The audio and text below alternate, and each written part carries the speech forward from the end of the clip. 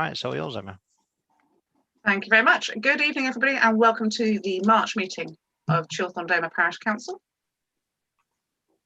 I will hand you over to the chairman, Mr. Kevin Whitman. Thank you very much, Kevin. Thank you, Emma.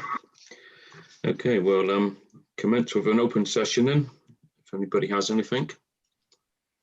Nothing's been supplied to me unless any of the councillors have had anything to them.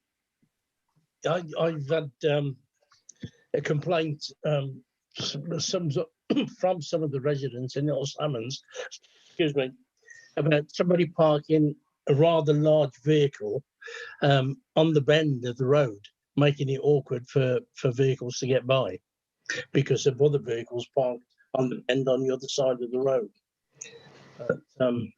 I just said I would bring it up, but that's all there is. Just a complaint about the parking situation.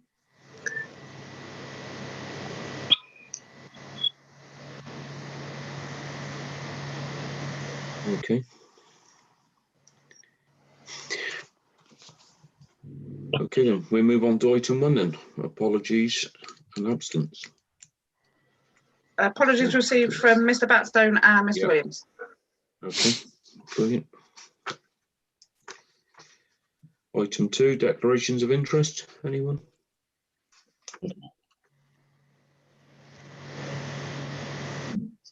Item 3 then, minutes of the previous meeting.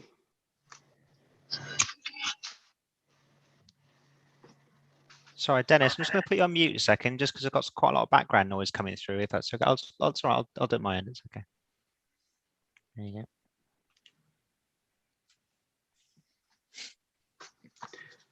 Okay, anybody with anything from the minutes of the previous meeting?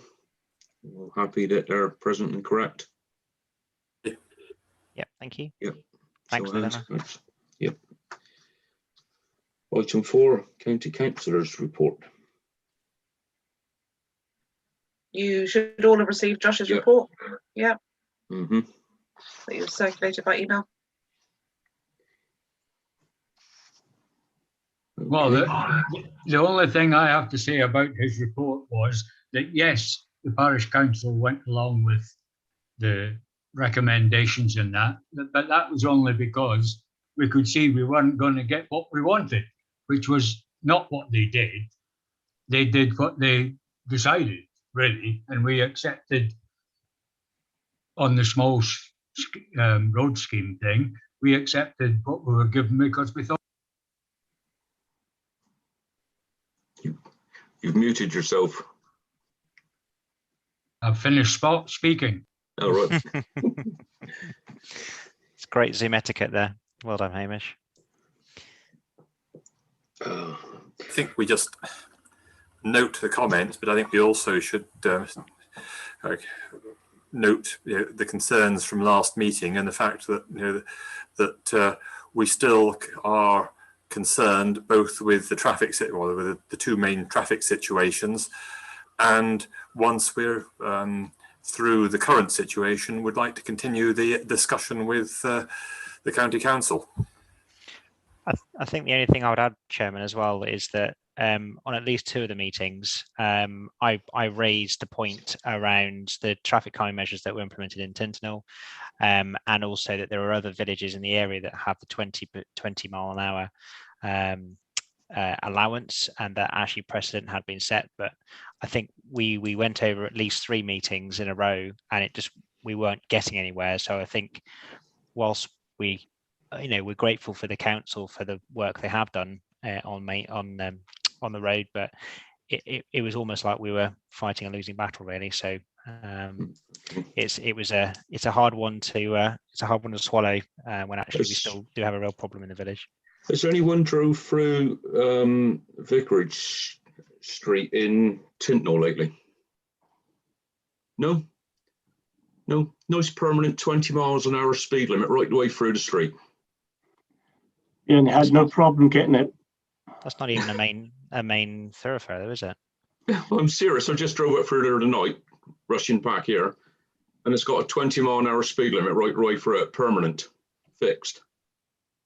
I mean, the annoying part about all this, when Sam Crabb put this scheme together initially, and it started years ago, It was to extend the speed limit past Oakley Lane to keep Peter Wills happy. There's been an accident down there where somebody's died.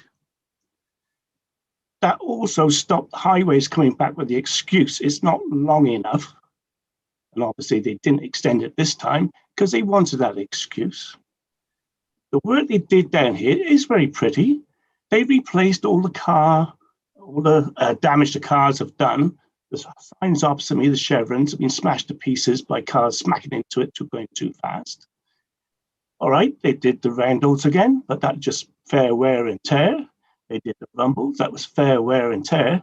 We've had no improvement down here. All we've had is road maintenance, which should be happening regardless. So all our efforts have been wasted. And this has been promised to us when Sam Crabb got elected and started this ball rolling. That's 6 years ago. Well, I'll tell you a slight incident that happened the other night. I come back quite late the other night. Well, quite late for me, seeing it was quite an early start, 9 o'clock at night. A car was pushing me right the way down over the hill from Vag Hill. Tried overtaking me at the school. This is 9 o'clock at night, mind. He didn't make it past. He nearly went into the grass. He then got a bit irate, followed me all the way down through with headlights on, blowing his horn. Got to Chilthorne Hill here, and he then tried overtaking me on the brow of the crest of the hill, just at my place, which then I promptly put the indicator on and waited for him to go into the side of the car, which he managed to miss. But he still didn't get past. Is this the type of stuff we got to suffer in this village? Because nobody seems to care about Chilthorne Domer. Any other village I've drove through today, they abide to the speed limits. Through here, nothing.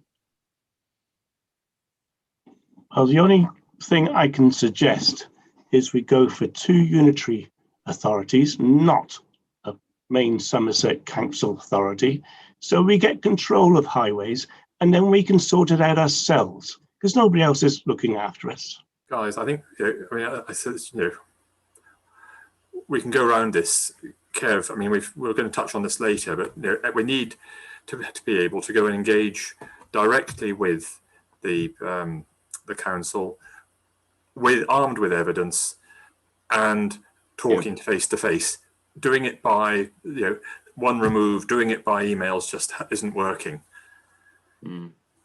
But I'm just, I share all the frustrations. I mean, I've had one miner knock outside the halfway house, and I've had the same experience as you. Although I decided not to try fighting the idiot that was overtaking me halfway down Tinternell Road. Yeah, I'm sure we've all had the same experiences on it. Yeah, we do have to do something, but it's how the hell we get it. Get a plan that's going to work as a strategy, as a approach to get the council embarrassed enough to doing something. This is all in addition as well. I mean, that's obviously talking on the main road. We've got motorbikes doing wheelies past the school. We've got BMW drivers, or there is a black BMW driver who is absolutely flooring it. Not very far further along past the village hall, towards the main junction, right past the school, slamming his brakes on. This whole area, where we've got, it seems to be specifically around the school where you want it to be the safest, is actually really dangerous for pedestrians, for kids, for everyone wanting to walk in the area. And it just seems to be ignored because no one is obviously here to witness what's kind of going on, really. Kings Hill to that. Okay. Anyway, that's moan over for me. Anyway, that's what happened this week. So I don't know what we're going to do about it.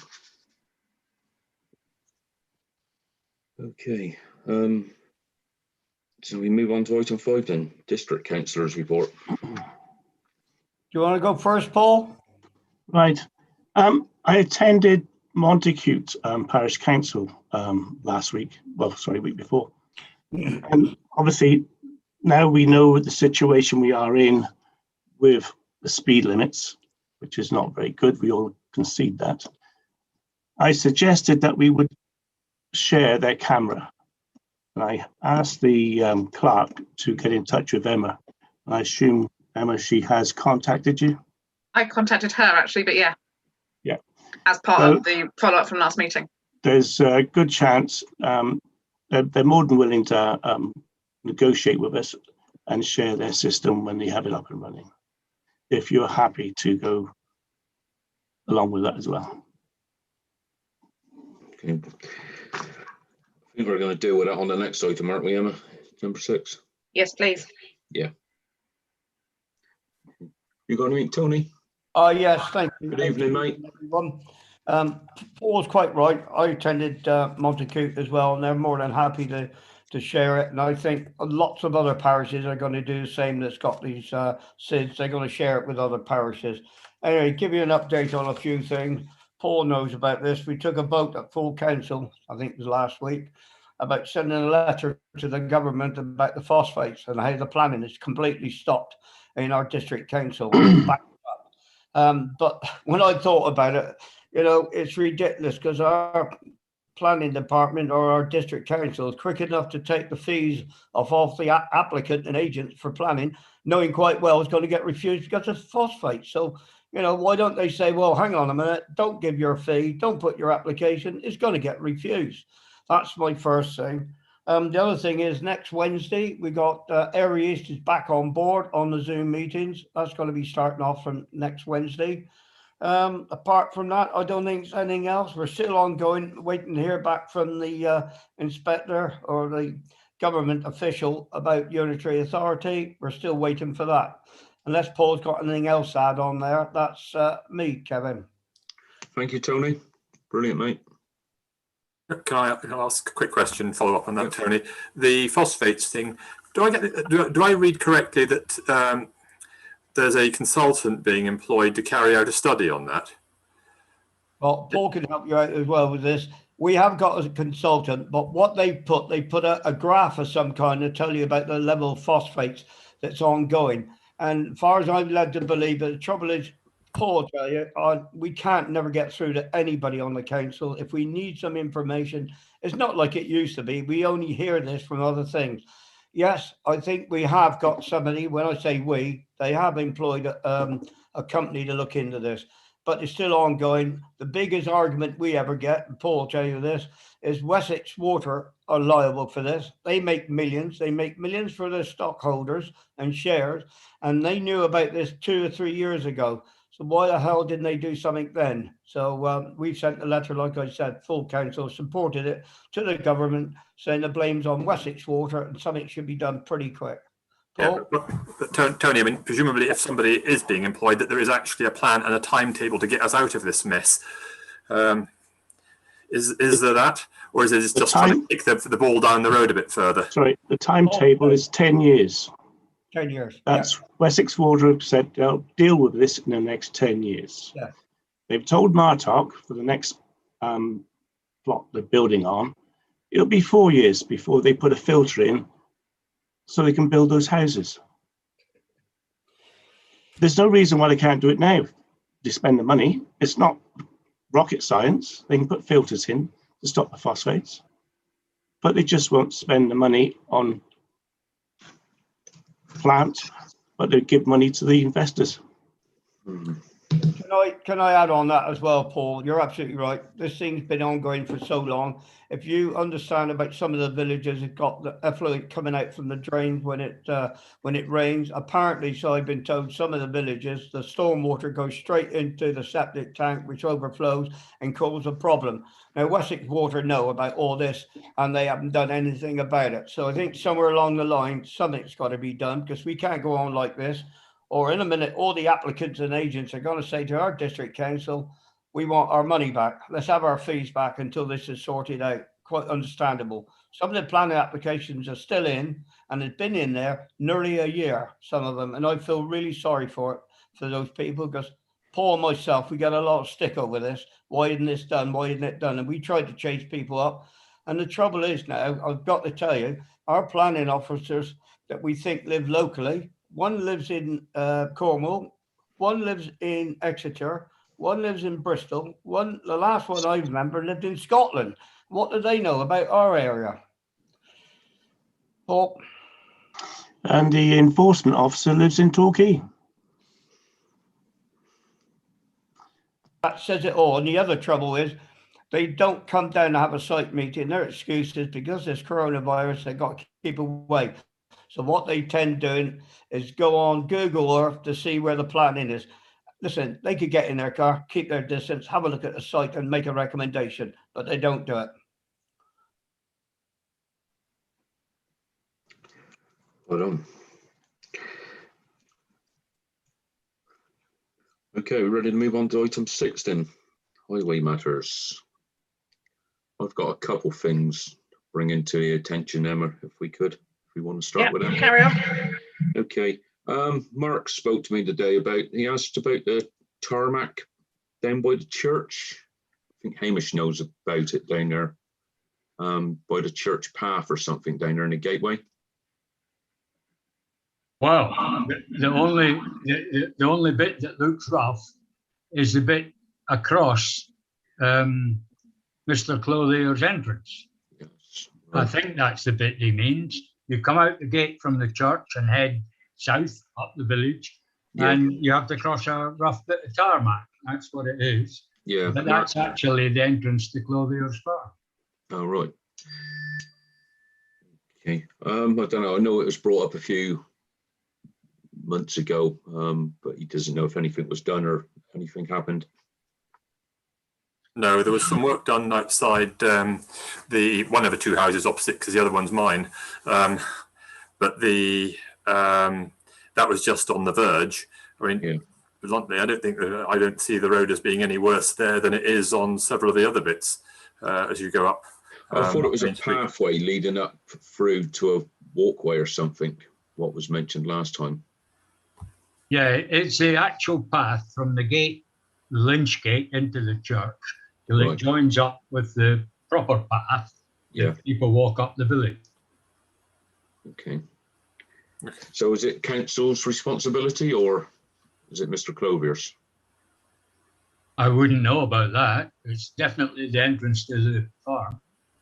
Is it recognised footway, Hamish? Is it what, sir? Recognised pavement. Well, it must be a pavement in a way because it leads straight to the church. That's where the whole path down through the village leads to, really. Yeah, there's certainly a pavement as you go up the village from Pound Farm. So, I mean, Highways. if you wanted to give me 1 minute to walk out the front door and have a look, I could actually tell you whether there's a pavement or there or not. Probably the best option, Tim, if you're able, are you able to take a photo of it and send it to me? And then I can report it if it turns out to be highways, and if not, then we'll have to talk to Mr. Clothier. I'll send you a photo when there's some light tomorrow. Fantastic, thank you. Thanks, Tim. Okay, item 2 is potholes, Chilthorne Hill Lane again. Mark's reported a load of potholes down through there again to me. Halfway down the lane, I believe. Any idea where on Chilthorne Hill Lane? About halfway down the lane, I think he said. So it must be before his field because he wouldn't drive past his field. I don't know where his field is. Well, he owns the whole corner there, doesn't he? So it's past my place, further on down, and then he's got the entrance on the left. So it would be within the first half a mile, quarter of a mile. I will do my best to report it, but they do like kind of fairly accurate descriptions of where they are. But Okay. I'll try. I'll try and persuade somebody to go and just have a general look down. If I get 5 minutes tomorrow, I will have a look down and give you a call, Emma, on that one. Perfect. Thank you, Kevin. Okay. And the other thing is obviously the amount of increased heavy lorries coming through here. I've been asked, could we get a 7.5 ton weight limit put through here? I don't know what the justification would be to do so. Well, I reckon the sides of the verge up through here, because obviously the amount of heavy lorries going through with the 3088 closure lately, they're just wrecking the roads up here now.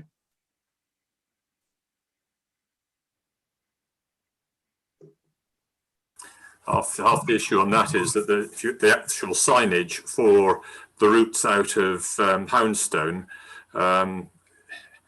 is not straightforward. I mean, I've followed several lorries that have obviously decided to follow the sat-nav rather than the official route, and have ended up stuck usually at the top of either Vag Hill, or they've ended up heading out down Tinternall Road, because that was the only way they could see out, rather than either going out 308 or going along until they hit the A37.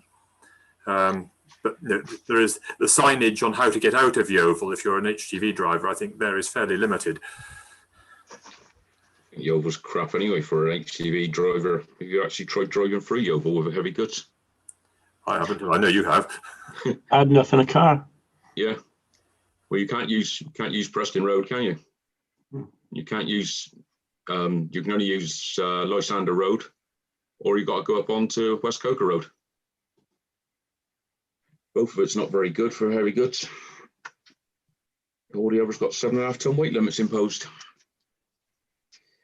There you go. That's it on those bits, Emma. So if you'd like to go over onto item 6A. One sec, Kev, if I just mention, Yep. just out of interest, I was at a meeting and so I couldn't get out, but there was a gentleman on the opposite side of the road clearing the pavement. I don't know if anybody saw him or knows who he is. I didn't recognize him, but somebody obviously feels, very helpful towards the village and getting the grass back. I don't know if you saw him, Hamish, if you walked the park down there. Where was this then? Where was he working? Just opposite where the phone box was, used to be, the other side of the road. He was cutting the grass back, making the pavement wider. The church did it last time for us. I haven't noticed that, to be honest. Okay. It's just a thought, maybe somebody knew who he was. Might thank him, but I couldn't get out. Okay, cheers. I'll make a note of it in the minutes so that hopefully that if they're that conscientious, they might read the parish council minutes and we'll see the thank you. Oh, very well, excellent. Thank you, Emma.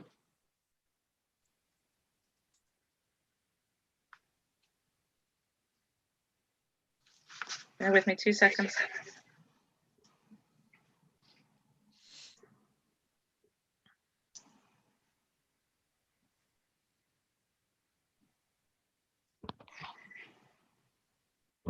Whilst we're on highways, I'll give you a quick update. I very recently, since agenda publication, received a response back to the question we raised about the rerouting of traffic when the A303 works is done.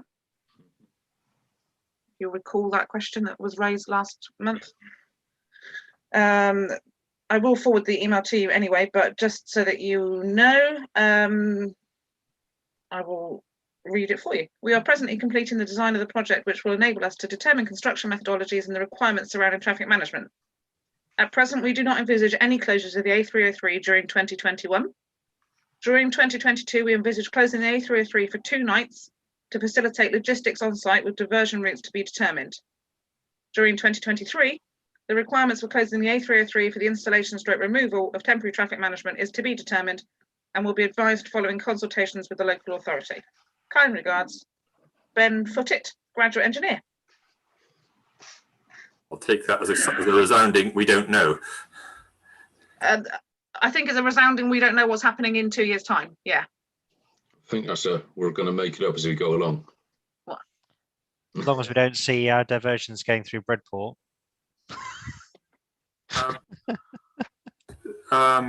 Suggest that we thank, but also request that they keep the parish councils are also kept in the loop on what's going on.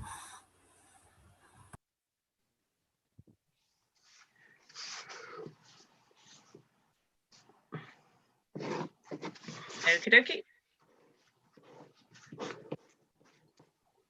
Right. The SID. As Paul quite rightly says, Montacute are in the process of purchasing a SID. I had a conversation with Sarah, the clerk at Montacute, which kind of crossed over with her just not getting there yet to have a conversation with me, I think, following their meeting. They would be willing to share the SID with us as per the email that I sent round.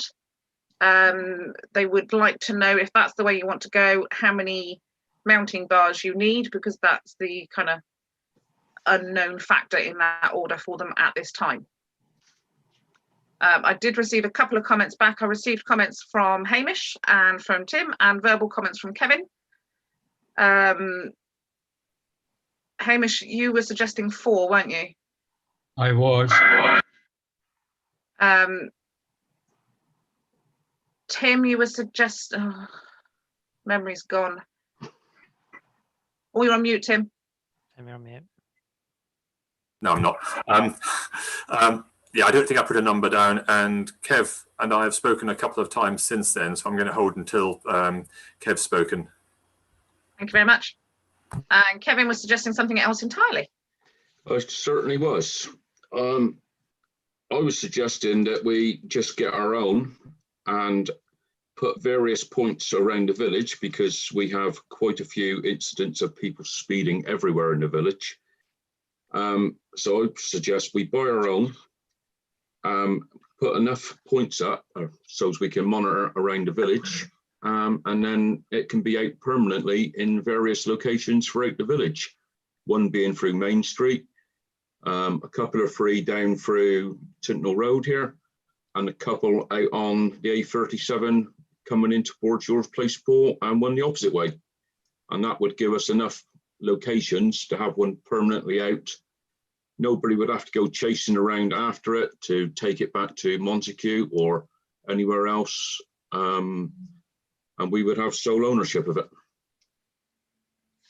I think as aside from the logistics, I think the other thing as well is, you know, if it does a turn in one of the locations and gets damaged or whatever, then it's syncing that up again. You know, if it has to go back for maintenance and is gone for a few weeks or whatever, how that all sort of works in terms of obviously making sure we have, because I think in Chilthorne Domus specifically, our real priority at the moment is gathering data. So whatever we do, we need to be able to be in a position where we can gather that data, you know, really, really quickly, so we can start to build a case. So yeah, I completely also hear your point about logistics of arranging to swap things over and all that kind of stuff. It's sorry, I'm supportive of the idea. How long can we have the SID in place? You can have it in any one place for 2 weeks. Non-returnable within 4 weeks, isn't it? Non-returnable to the same place within 4 weeks. So if we went for about 6 locations, it would never be back in the same place within the time span. So we could keep it permanently out, gathering data within the village. In that case, I fully support it. There you go. Yeah, I think there's, you know, I support it. I think all the sort of remaining questions in terms of the costs of, you know, training and maintaining, you know, a team to look after it, you know, are there whether or not we own the thing full time or whether we are leasing it. So effectively, the difference in price is you know, the cost of sharing just the hardware. And that's that compared to everything else is, you know, a considerably smaller amount of money. Plus, it gets around problems of, you know, what does happen if it gets damaged, liability, and all the other things that could end up with a bun fight between the two councils. There you go. Do we want to take it to a vote? All in favour? Yes, please. Unanimous. Thank you very much, gents. No. Hamish was Hamish had a thumbs down. Was it, did he? Okay, sorry, Hamish, I didn't notice that, sorry.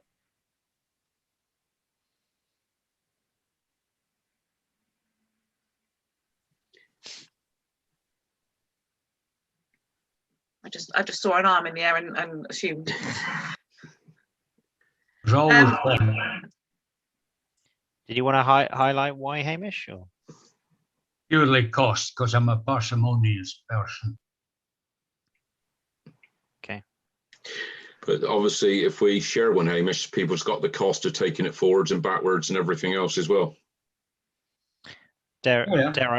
dare I also say it needs one kid to be hit by a car without that in place to make this a cost that I don't think we should really be questioning, to be honest. But I think the thing I found amazing was when looking at the information that had come out of the Ilchester camera, and particularly the speed of some of the traffic at times when it wouldn't be seen by many people. I mean, I was absolutely horrified by some of the speeds that were being recorded on Northover. And we know the occasions that we see around the village. We don't know the occasions when somebody races down one of the roads, and all you hear is a car going by.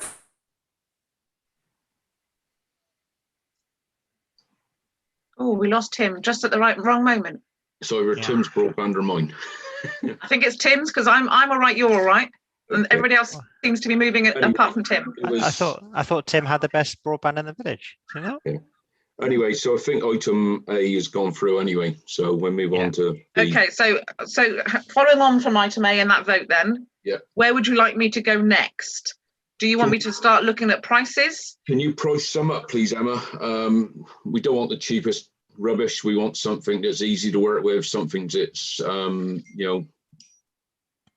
there, something that we can all see, something that can be downloaded easy. Adam's got something he wants to say as well. No, I wanted to say, so the cost that was shared around this month from a couple of demos, I think it's not just the operation, it's the reporting. There was one which had pretty naff pie charts, which didn't really say anything. And there's another one which had quite detailed reporting and various different shades of it as well. So I think actually, whilst yes, the operation is important, it's the reporting we need to make sure is very detailed. That's the huge Ilchester one, isn't it? You're on about it was quite good at reporting what was on there. I'm happy if it helps, Emma. I mean, when you obviously gathering the information, if you want to, obviously you'll share it with everyone as well anyway, but I'm happy to have a look into that as well and provide some, to work with you to make sure that it's going to give us the right stuff that we need. And obviously what we want to probably then do is once it's in place, on the Highway Matters piece, have it as a monthly reporting to the parish on the data that it's gathering in the different locations. Okay, the only other outstanding issue is that people will need to consider whether they themselves would like to volunteer to do the training to be able to put this thing in place, or whether they know of anybody else that might want to do it.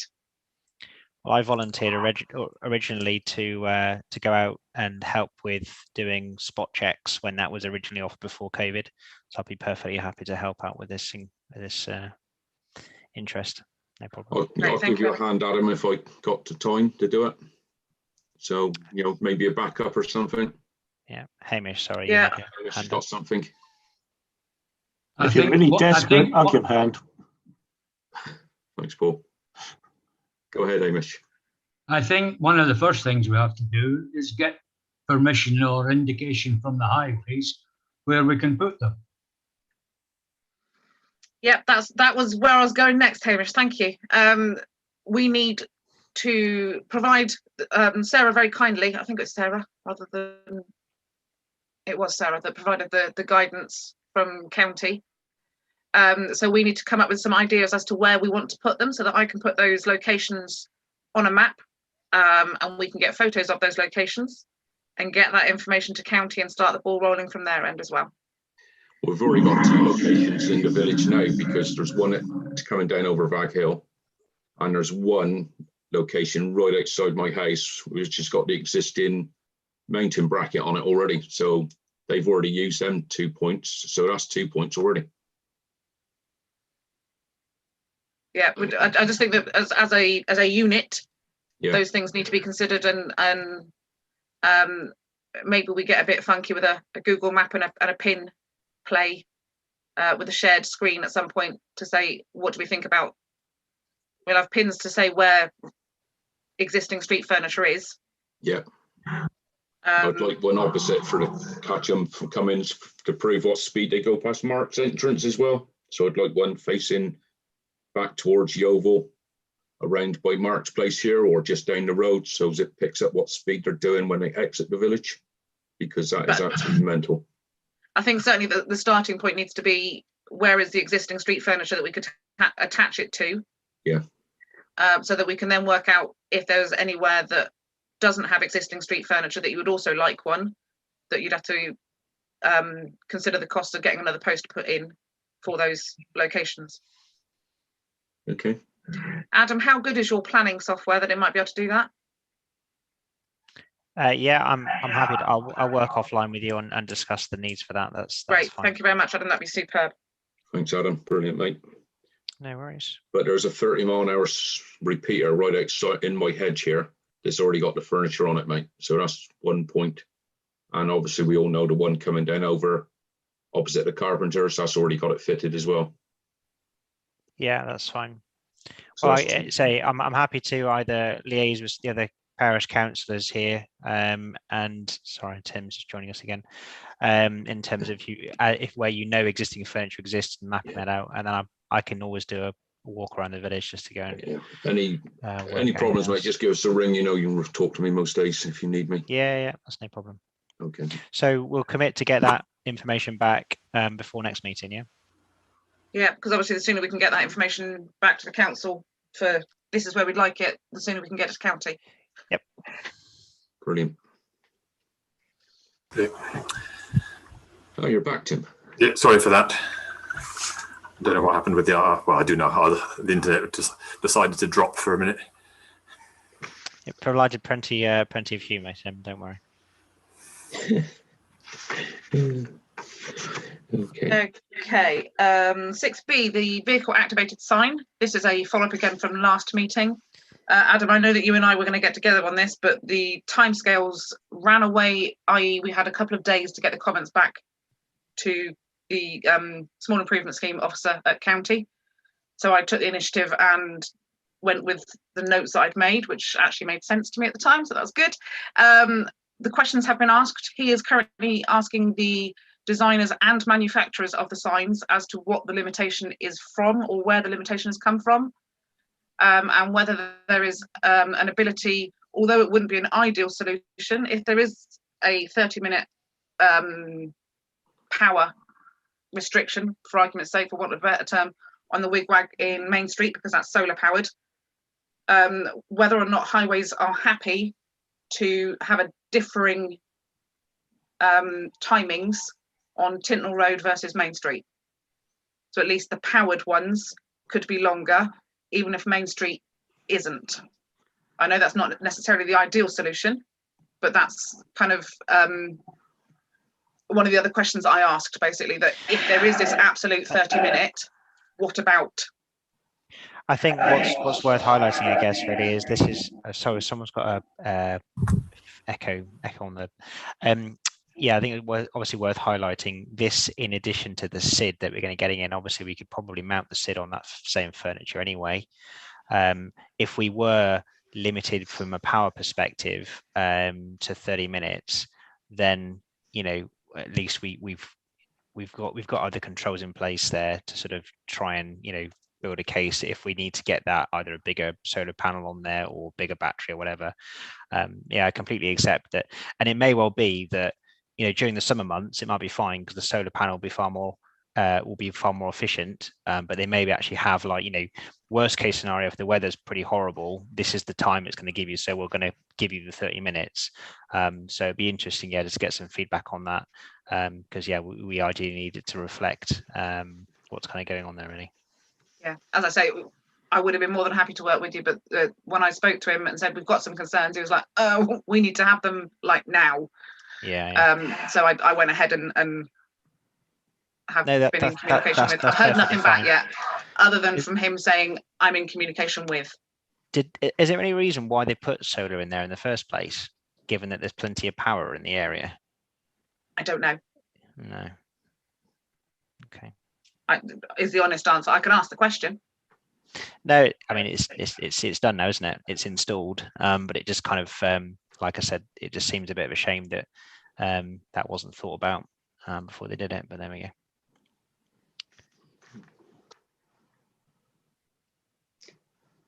Nothing else from me on the vehicle activated sign. Okay, we'll move on to item 7 and community safety and police matters.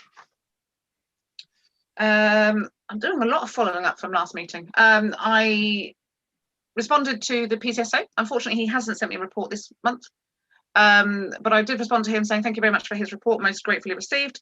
And I reported to him the issues that we've got with the cone in the highway creating a hazard. He has told me that next time it is raining and therefore there are puddles, he will, and he's in the area, he will go and have a look. Okay, brilliant. Just as a point of feedback on police matters, I know that we're still quite far from being back to full capacity in schools and attendance, etc. But I've started noticing again a parking issue appearing outside the school. It's starting to build again. Obviously, they're not at full capacity, so it's not as bad as it was. But we just need to be mindful as we start to come out of lockdown. Fingers crossed that doesn't continue to go back to having poor habits on that in that area, because it was absolute chaos before. What I would request, Adam, is if it does start to escalate further, if you could let me know so that I can report it. And then hopefully we might be able to get a PCSO or something to come down at those times and have a chat. Yes, I think that's probably the best way forward. That's fine. I'm sure the parents will be far more polite to the PCSO than they were to me when I kindly asked them to move their vehicles. I'm sure they will. Okay. Item 8 then, financial matters and accounts.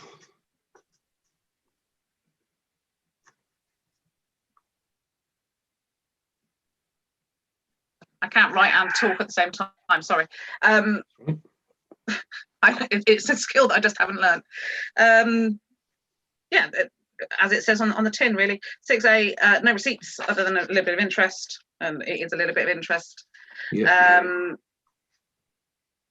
6B, normal 2 checks, please, myself and HMRC for me. You will have seen the email that I sent through with those checks scanned on it. Yeah. Hopefully everybody's happy. Any questions at this point on the spreadsheet? Mostly looking at Hamish because he's normally the one to spot things. No, I haven't got any questions on that. It just suddenly came into my mind. Has the new bus shelter been put on the insurance? No, but the insurance will be due for renewal in May. So I will get onto that now to get it on now. Very good point. Thank you very much for that. Can you also check out the SID if we're going to go ahead, make sure we're covered as well for it? I've looked at the insurance policy. We do not currently have SID cover on there. Obviously, when we renew the insurance policy in May, depending on whether there's a charge to add stuff, yeah, there isn't normally a charge to add, it's normally a charge to remove stuff. I will ask if there will be a charge to make an amendment to. If there is a charge, then I would suggest it's probably worth, in the grand scheme of things, just adding a SID of approximately X value to the insurance at that point. If there isn't a charge, then obviously we can wait and see what the value of the SID is and exactly when it is purchased so that it can be added on at that point instead. Okay, brilliant, Emma.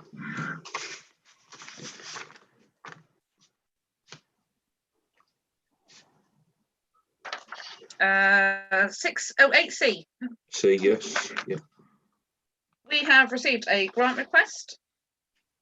I believe I forwarded it. I hope I forwarded it. Yeah. Yes, I forwarded quite a lot this month, and I apologise for that. For the wildflower seeds that were previously discussed for the area of verge opposite the Carpenter's Arms. Yeah. There is a licence to plant that bit being granted. So there is no issue with the legality side of things.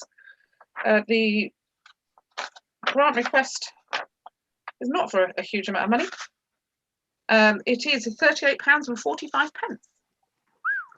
Bargain. Yeah, isn't it? Isn't it a vast sum of money?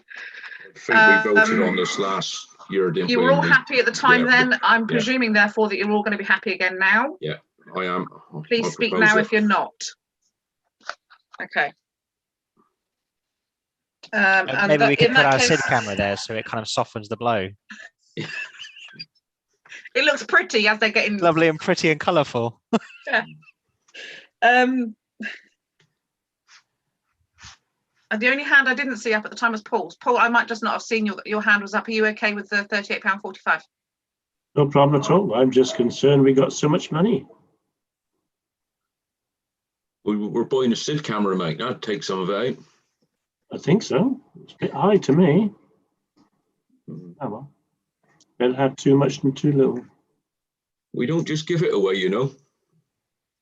I will therefore get a cheque written up, and I will take a photo of it as I have been with other cheques and send it on to Lynn Luscombe. Yeah, thanks, Emma. Okay, item 9, planning matters. Nothing. Yeah, no applications, no decisions, no appeals. The application near that grass verge is one that has been stymied by phosphates. No movement on it at all recently. I have an apology on because I did take an action last month to write a note or draft a note on it. I've spent quite a few hours going through all of the documents on the planning application for 73 houses, and I am now totally bemused by where they've got to, what actually the next decision points are, and the way in which the arguments are being taken. So I must admit, I didn't end up drafting anything because I didn't think there was anything I could usefully draft that was going to say more than we said last time. We'd been told that there had been a change in the planning application. As far as I can see, the only change was answering a couple of questions that Wessex Water had put. And actually, Wessex Water's questions were incomplete and the answer was incomplete, and they'd gone away to have further discussions. So I'm not sure how we want to hold on to it. But I think at the moment, until we see which way the phosphates are going to go and what the timings are likely to be on this one, I suggest we keep powder dry, because I mean we could send a one-liner like Brimpton did, but I was hoping to do something slightly more useful. But by the time I'd finished, I couldn't see a way forward. Don't know, Kevin, do you want to? No, that's great, Tim. Thanks for all your effort you're doing on it, mate. Well done for reading all the documents, Tim, is all I can say. There's an awful lot of them. Tony's got something to say. Yeah. Mine's a bit easier. Can I wish everybody good night? And I'll catch up with you next month. But if there's anything that you want Paul and I to do, please don't hesitate. We'll be there for you. Thank you. Cheers, Tony. Thanks, Tony. Nice to see you. Cheers, mate. Good night. Good, Tony. Good night. Good night. Okay, so we move on to item 10 then. Clerk's report and correspondence. Something else that I forwarded to you. As I say, I do apologise. I seem to have forwarded an awful lot this month. There was a lot of important stuff to be forwarded. The current advice is that as the emergency regulations that were put in last year to allow for virtual meetings to happen, they end on the 7th of May. The government currently aren't considering it a priority to deal with that. But there is pressure being put on the government to deal with that, to allow virtual meetings to continue until such time that people feel in a safer position to meet face to face, or indeed halls, etc., are available to meet face to face. Although the 4-point plan does allow for halls to be available before the 7th of May. That's as we all know, unfortunately, that could be changed. That date could be changed depending on how things go. Chilthorne are very lucky. The first Thursday in May is the 6th of May. That's a shame, isn't it? So the annual meeting, to be fair, we didn't have one last year. The annual meeting, so it will be a biannual meeting, and the annual parish meeting, so the annual parish council meeting and the annual parish meeting, could take place on the 6th of May as normal on virtual Zoom. I think that's saying normal, it's been normal for almost a year. If that is how you want to go about it, I would suggest that's probably is how you want to go about it. By that point, however, most of us will have been jabbed at least once. So we should be in a safer position than maybe we are now. but equally, I don't think the hands face space bit's going to go away in a hurry even after that point. So as I say, there are several kind of factors that might interfere. Hall availability after the 7th of May. So at the moment, really, we're talking about the June meeting. Because I'm presuming nobody has massive objections, as you've all done spectacularly well on virtual meetings, to having the April meeting and the May meeting in this format. Yeah, carry on. And then we should watch his space. Tim, did you have your hand up? Yeah, just to note, obviously, the village hall, although we're used to meeting in the committee room, we would also have the potential, depending on other users, if we got in first, to get the main hall, which would allow much better spacing. Were we expecting that many people to turn up then, Tim? No, it just allows us as a council and a clerk to spread out rather than being sat in a small room quite close to each other. It's either that or sit outside. We have it in the car park. It'd be June. We very nearly did have a meeting in the car park, if you recall correctly. Yeah. Weather permitting. It wasn't, yeah, weather permitting. So I'm taking the lack of negativity that April and May carry on as are. Yep. Wait and see how we go for June. Yep. What I would suggest is that we might need to, depending on how things are, it's a movable feast, it all is, we might need to consider very strongly whether we postpone the June meeting until July and have an August meeting instead of not having an August meeting, if that makes sense. Obviously, depending on what's cropped up on an agenda. Could I also suggest that we approach the village hall and seek to get access to the main hall, or at least get our dibs in for that as well? Because even if things are, even if we are back to meetings by either July or August, I think we're still going to be looking at separate, at distancing requirements probably for most of the rest of this year. Yeah, good thinking, Tim. I think it's also worth saying that it's not outside the realms of possibility that of doing a hybrid at some point if that was deemed required. So it would need some planning, but I'm perfectly happy to assist with of having a mixture of face-to-face councillors and remote councillors and facilitating that if that's of any interest at some point later in the year. Yeah, that may be very useful for those people that aren't comfortable in a face-to-face environment at that point, or have personal reasons for not being comfortable in said environment, but equally will allow the likes of Mark, who can't do a virtual environment, to join back with us. Yeah. Adam, the other thing to look at on that one is whether we need to expedite broadband in the village hall in that case. Yeah, and I'd like to think by then we'd hopefully have either a lot more progress in that space. Really, we're currently dependent on the supplier in Yeovil starting their rollout, so which is due to start Q1. So we may find that actually all our ducks line up in a row. But yeah, I completely recognise your point there. Tim, would you like me to organise, just making sure that I know whether I'm doing it or whether you're doing it, about the penciling in of the dates for June and July? I'm happy to chat to Joan. Fantastic. If you would, Tim, that'd be great. As I said, just so that I know that which one of us is doing it.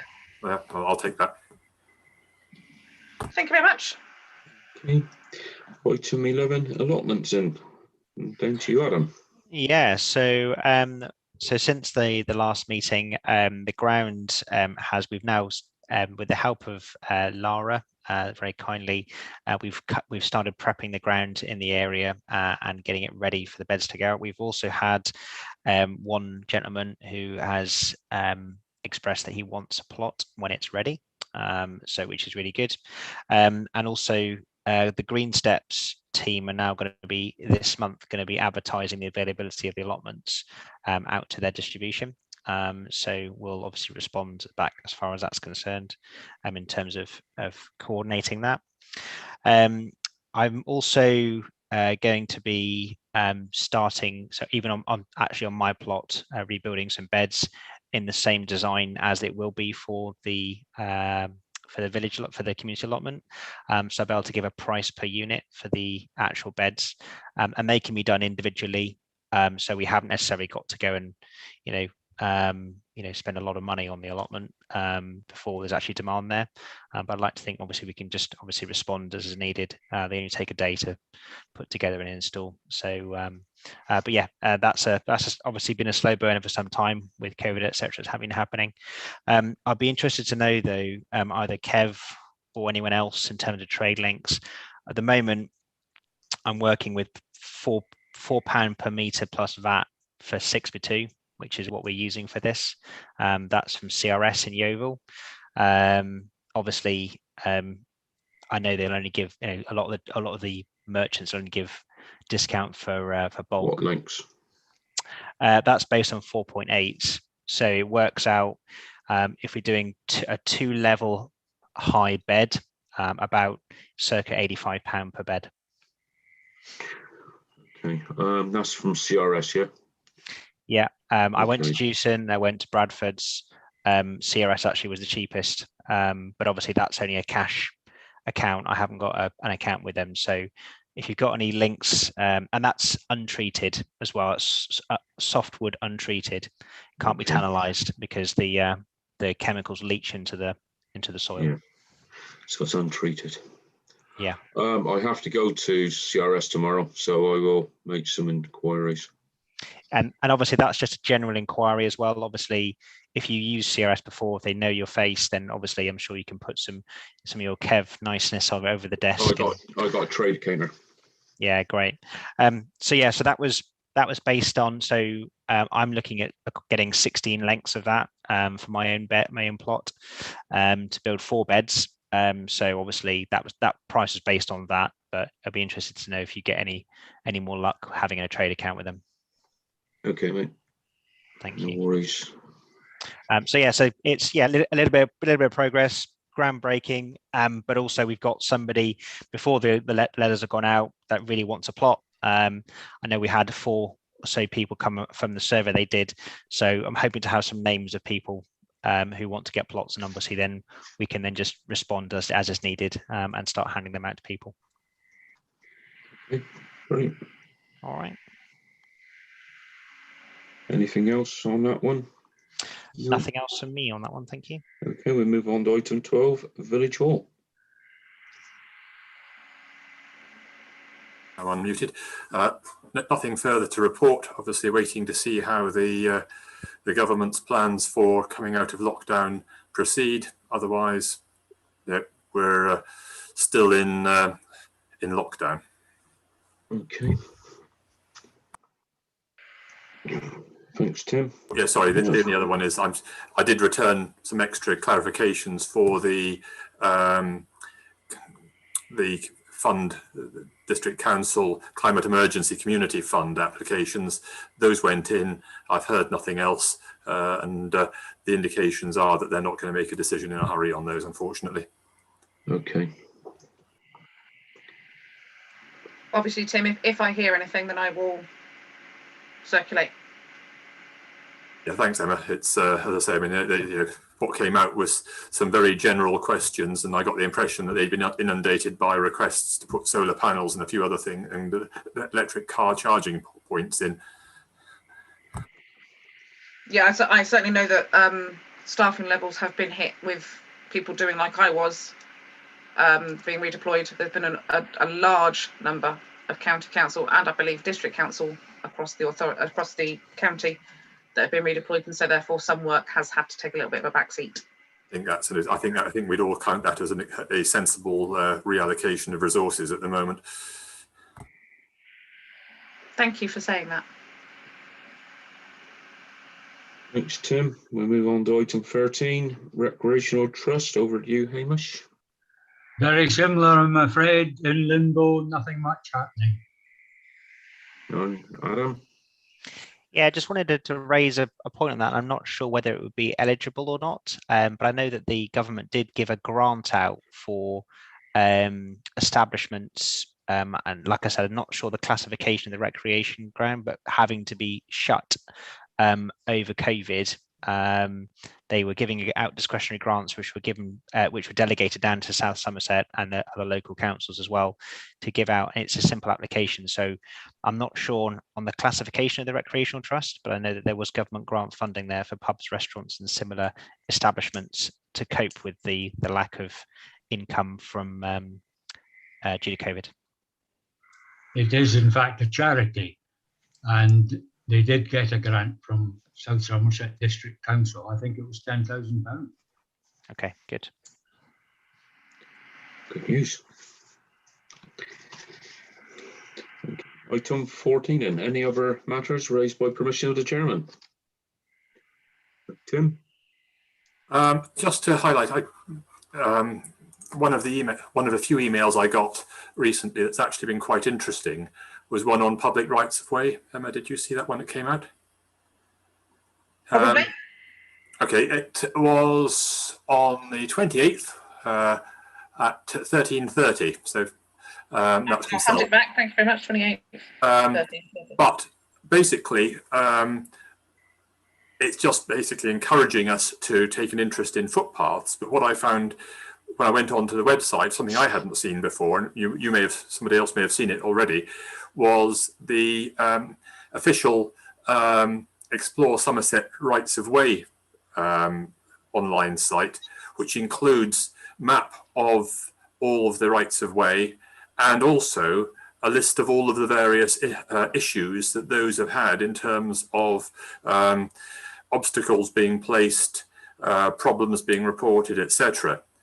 What wasn't clear to me was what the responsibilities are, or whether anybody is actually keeping an eye on that site to make sure that it's kept, that our portion of it is kept up to date, or whether, because I know we've discussed aspects on footpaths at meetings, but I just wondered if using that or focusing on that might be quite a useful thing to do as we get back into more normal times and people are able to use the paths a bit more frequently. To be fair, I'm aware of it, both prior to current role and with my day job, and obviously more so since. The latest follow-up email that I did regarding the bridge issue that Adam very kindly sent some photos through for, I used the incident number, etc., that I found on that Explore Somerset official plan to chase it up and say exactly when it was first reported, etc., so that I could give them chapter and verse of why the hell hasn't it been sorted. Yeah, okay.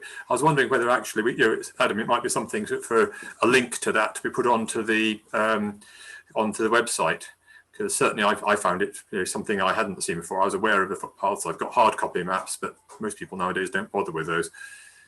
Yeah, if you can send me, drop me a quick email with the links or details, Tim, perfectly happy to add that on there. No problem at all. It was one of the more interesting ones that I've seen coming down the system. Yep. It does also encourage members of the general public to report any issues as well, rather than just curse the parish council, the district council, the county council, the council for not dealing with it. Yeah, I was out there a couple of days ago and it was still obviously in the same state, but I didn't expect it to have been repaired in that short space of time. Josh has mentioned it in his report, didn't he, that contact has been made with the landowners to get permission to go on and do the works. So, yeah. And thanks to Mark for actually giving us the contact details required for those landowners. So, here. Good. Thanks, everyone. Okay.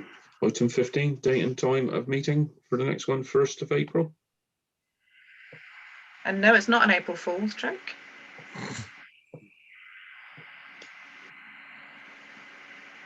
Okay. Thank you, everyone.